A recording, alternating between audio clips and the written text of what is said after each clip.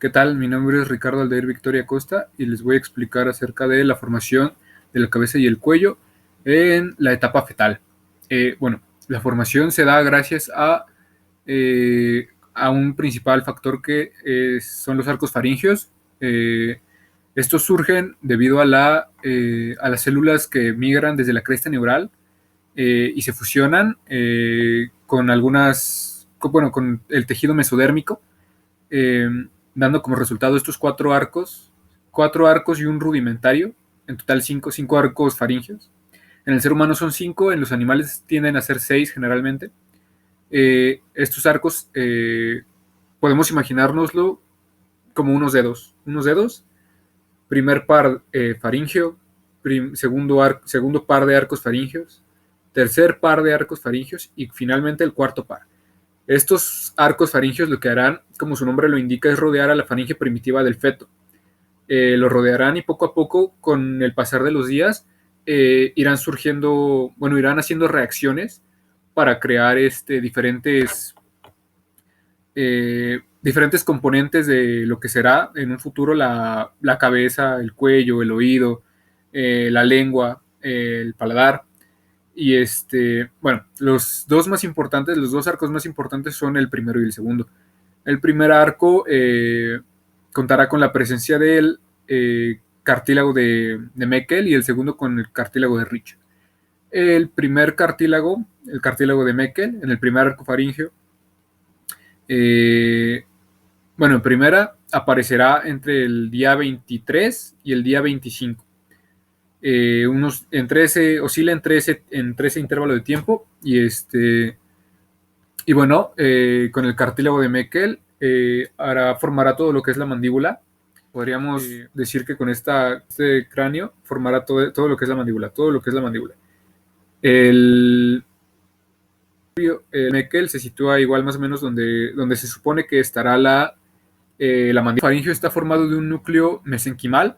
La mesénquima es todo lo que, por ejemplo, están así, y un arco faríngeo en el interior tendrá mesénquima. Cada arco faríngeo tendrá un núcleo de mesénquima y a la vez ese arco estará compuesto por otros, valga la redundancia, componentes, los cuales serán arteria, nervio, cartílago y músculo. Respectivamente de cada uno se derivarán músculo, arteria, cartílago y nervio. El segundo arco, por su parte, surgirá un día después aproximadamente del primero, es decir, a los 24 o 25 días. El primer arco formará lo que es la mandíbula y lo que es el hueso maxilar, o por lo menos dará inicio a su formación con los procesos maxilares, es decir, se supone que tenemos los arcos faringios. Los arcos faringios y en medio está la laringe primitiva. ¿De acuerdo? El primer arco lo que hará es formar el proceso mandibular de cada lado. Conforme vaya pasando el tiempo, estos se irán cerrando, por así decirlo, hasta que hagan contacto en el punto medio y pasen a fusionarse para hacer la mandíbula. Ocurre lo mismo con los maxilares, con los procesos maxilares de arriba, toda esta parte. Al igual que el proceso mandibular, los procesos maxilares partirán de cada lado, rodeando la laringe primitiva, y se irán cerrando hasta que conecten y se fusionen para formar ahora sí el maxilar, o por lo menos una parte de lo que será el maxilar. En el segundo arco, cabe destacar que es el arco que más crece, debido a que crece en dirección caudal, es decir, de arriba hacia abajo. Por este motivo, bloqueará el tercer y cuarto arco, y lo que hará ese espacio que quede será formar el seno cervical. Es un espacio que se encuentra entre el segundo arco formado hacia abajo y los demás procesos, los demás arcos faringios. Cabe destacar que los arcos faringios, aparte de los arcos, se forman de otros componentes como son la membrana, la bolsa y los surcos. Los surcos son los caminos, por así decirlo, que están entre cada uno de los arcos faringios. Las membranas se encuentran al fondo de los 4 surcos y las bolsas son el recubrimiento.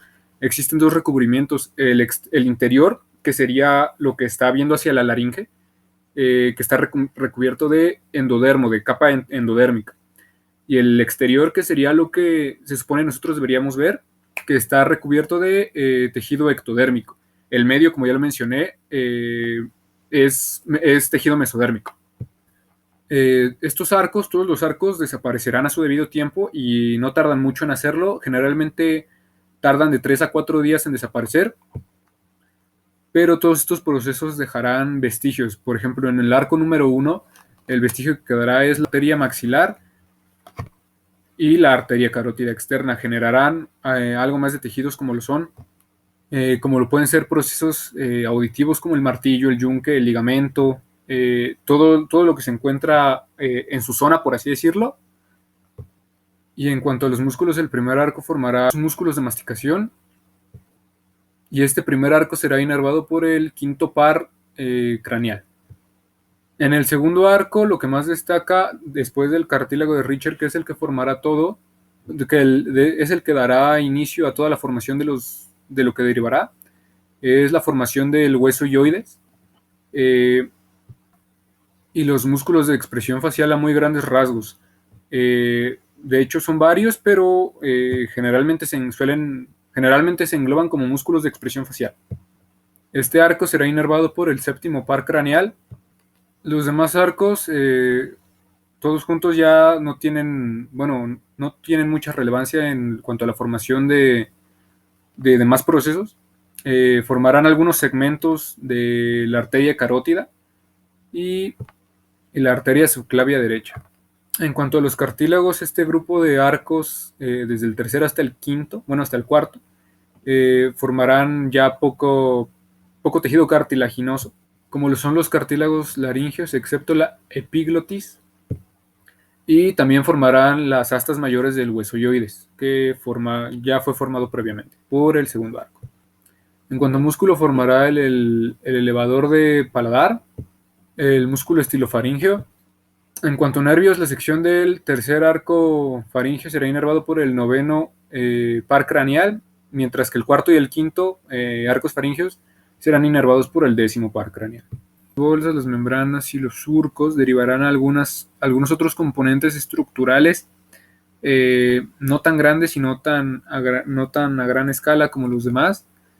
Por ejemplo, terminarán de surgir algunos componentes para las cavidades auditivas, para la estructura auditiva, y en general eso es todo por lo menos lo mínimo que debemos de saber acerca de los arcos faríngeos.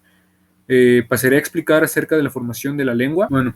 La lengua se comenzará a formar a finales de la cuarta semana de gestación, en el piso de la faringe primitiva entre el primer y segundo arcos faringeos, y se compondrá de raíz, cuerpo y vértice. El término raíz podríamos reemplazarlo como el nacimiento de la lengua, de donde nace, que es pues donde les acabo de decir. Las yemas linguales, que son lo que pasarán a dar forma a lo que será la lengua, comenzará a formarse delante del agujero ciego, que es el inicio de el conducto triogloso. Aquí comenzará la formación de la yema lingual media, que serán pequeñas protuberancias, una pequeña protuberancia, la cual se proyectará hacia adelante.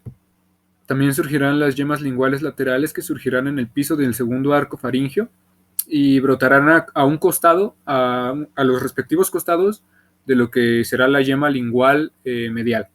Estos también se proyectarán hacia adelante hasta que logren fusionarse entre los tres y formen lo que será finalmente la lengua. Dejarán vestigios, esta fusión dejará como vestigio el surco medial, surco medio o escotadura, que es pues lo que nosotros conocemos como la partidura de la lengua.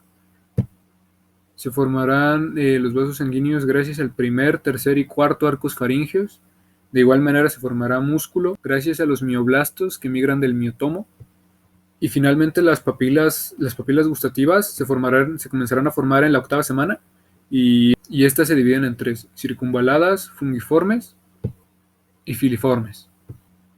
Por otro lado, las yemas del gusto comenzarán a surgir en la 10ª semana y se colocarán en lo que es el dorso de la lengua, es decir, la parte superior, las mejillas internas y algunas en el paladar, pero tiende generalmente a ser colocadas en la parte posterior de la lengua.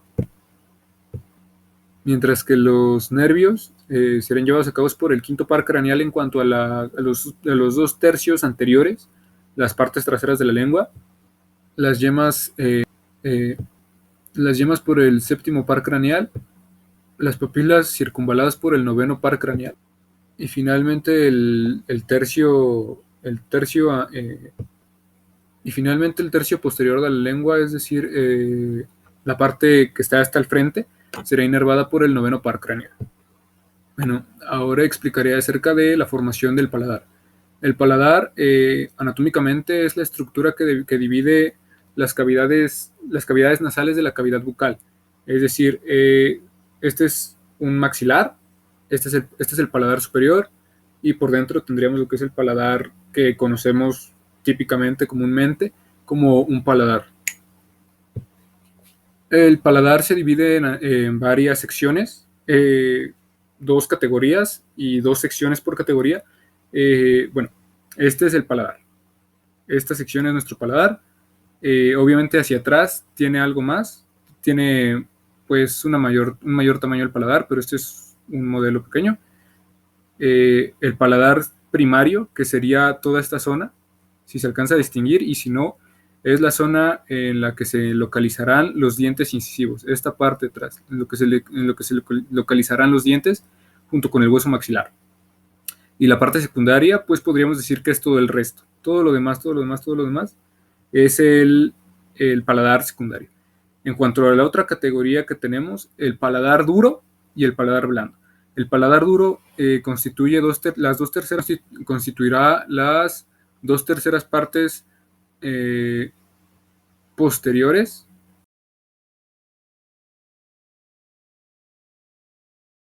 El paladar duro constituirá las 2 terceras partes anteriores, las 2 terceras partes anteriores en lo que sería el paladar, es decir, más de la mitad, un poco más de la mitad. Y por otro lado, el paladar blando será todo lo que queda. El paladar blando carece de hueso, carece de esqueleto óseo, por lo cual es llamado paladar blando. El paladar duro tiene hueso y termina hasta donde empieza el tabique nasal, y de ahí para atrás todo es paladar blando, hasta la úvula, que conocemos como la campanilla coloquialmente. Ese es un resultado, un vestigio que dejará la fusión de paladares, debido a que empiezan igual con un proceso, no todo aparece por arte de magia. Bueno, los paladares se forman a partir de los segmentos intermaxilares y las palatinas maxilares, es decir, toda esta parte. Obviamente tendrá que juntarse en algún momento con el paladar, que es su parte anterior, dentro de la cavidad bucal. Un avance que se puede notar a partir de la 7ª semana, cuando todavía no ha concluido completamente el proceso, es la formación gracias a la fusión de los procesos maxilares y la nariz. Se forma el proceso intermaxilar como resultado de la fusión de las prominencias nasales mediales y los procesos maxilares derivados del primer arco. En la 6ª semana se forma el paladar secundario, el cual ya repasamos sus características. Y finalmente los procesos palatinos laterales crecerán hacia el centro para fusionarse finalmente ya todas las partes que hemos repasado, los procesos laterales, el maxilar, los procesos intramaxilares, para finalmente formar lo que conocemos como un paladar normal, común y corriente, y dejará como vestigio la úvula y un surco en medio del paladar, el cual incluso se puede sentir. Todos los vestigios que son dejados en los procesos de formación, tanto de lengua, todos los procesos que abarcan cabeza y cuello, dejan vestigios, entonces pues los podemos incluso tocar. Algunas partes como como el paladar primario, se osifican intramembranosamente y ya, como ya vimos, las demás estructuras se dan gracias a los procesos maxilares previos, de los cuales surgen y ya nada más se fusionan. Muchas gracias.